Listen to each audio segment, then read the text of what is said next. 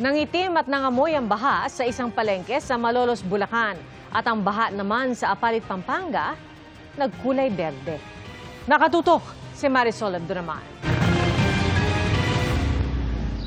Nagkulay berde ang baha sa ilang bahagi ng Apalit, Pampanga. Nahaluan kasi ito ng maliliit na water lilies na galing sa isang sapa. Ang baha naman sa pamilyang panglungsod ng Malolos, Bulacan, nangitim na nga, mabaho pa. Pero sinuong pa rin yan ng mga mamimili.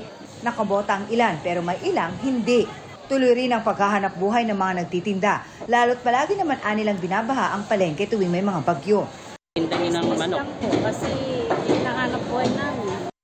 Sinisisi ng pamunuan ng palengke ang ilang nagtitinda na nagtatapon umano sa estero imbis na sa tamang basurahan. May mga parte naman po tayong hindi lahat mabaho. Tulad lang po sa isda. Mabaho po doon dahil lahat ng kaliskis nila, iniiwan nila.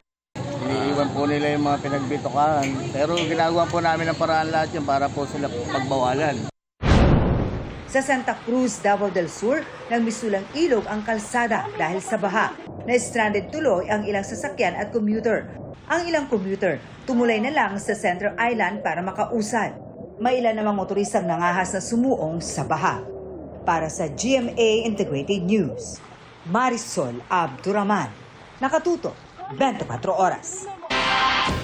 May mga lokal na pamahalaan na nag-anunsyo ng suspensyon ng klase bukas. Kanselado po ang face-to-face classes mula kindergarten hanggang grade 12 at ALS sa mga pampublikong paaralan sa Malabon. Magpapatuloy ang klase sa pamamagitan ng alternative delivery mode. Suspendido rin ang face-to-face classes sa lahat ng antas sa pampubliko at pribadong paaralan sa mga barangay Sipak, Almacen, Tangos, Tanza 1, Tanza 2 sa Navotas City. Ginagamit pa raw bilang evacuation center ay ilang paaralan doon. Manatiling nakatutok sa 24 oras weekend at sa social media pages ng GMA Integrated News para sa iba pang anunsyo. Tuloy-tuloy ang Operation Bayanihan ng GMA Kapuso Foundation sa mga nasalanta ng bagyong Emong.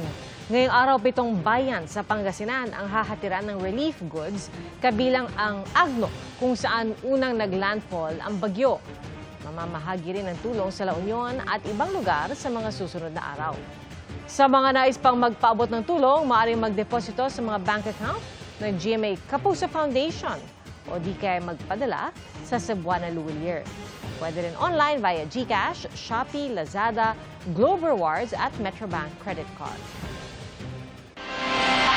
Nagpaalala ang Department of Health na hindi dapat basta-basta iniinom ang kaugnay ng gamot sa leptospirosis na doxycycline. Yan ang tinutukan ni Dano Tingkungko.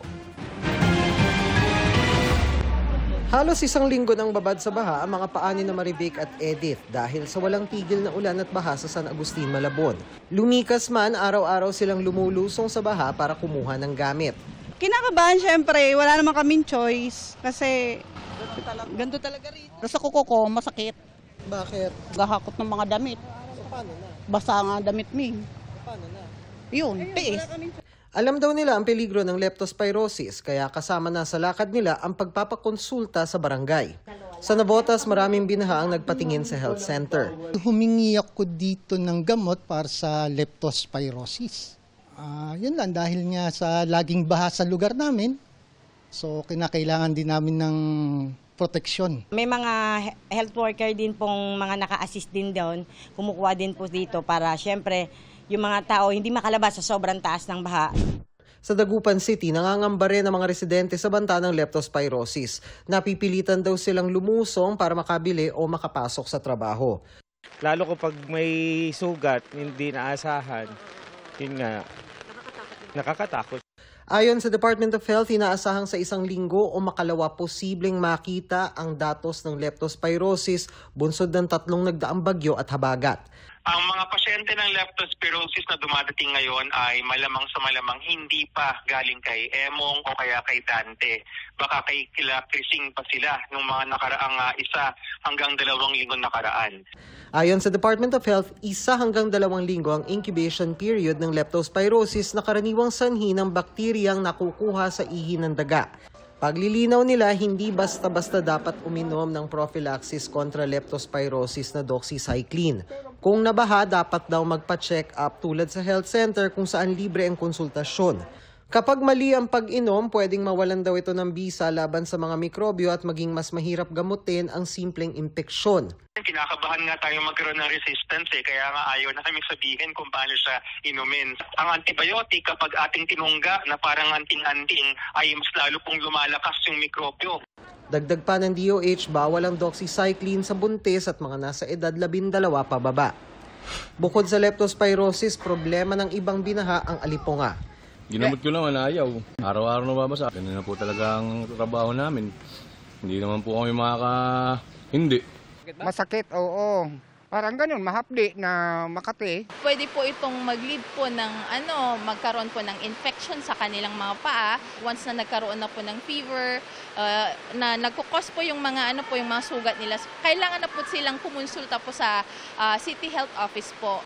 Para sa GMA Integrated News, Dano Tingkong, Nakatutok, 24 Oras. Hati po ang mga senador sa desisyon ng Korte Suprema na ideklarang unconstitutional ang Articles of Impeachment laban kay Vice President Sara Duterte. Nababahala si Senator Risa Ontiveros na ang tungkuling ibinigay ng konstitusyon sa Senado ay hahadlangan anya ng Korte Suprema na hiwalay na sangay ng gobyerno. At para kay Senator Bam Aquino, dapat matuloy ang impeachment trial. Nanawagan siya sa mga kapwa-senador na magpatawag ng caucus para pag-usapan ang desisyon. Tingin naman ni Senator Kiko Pangilinan, nagtatakda ng hindi magandang precedent ang ruling ng Korte.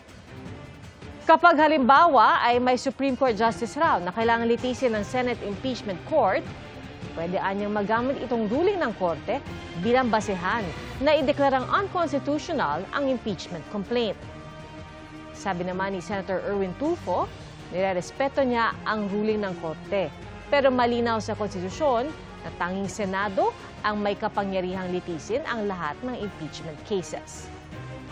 Ayon naman kay Senator Ping Lacson, talo ang rule of law kung itutuloy ang impeachment trial at hindi susundin ang Korte Suprema.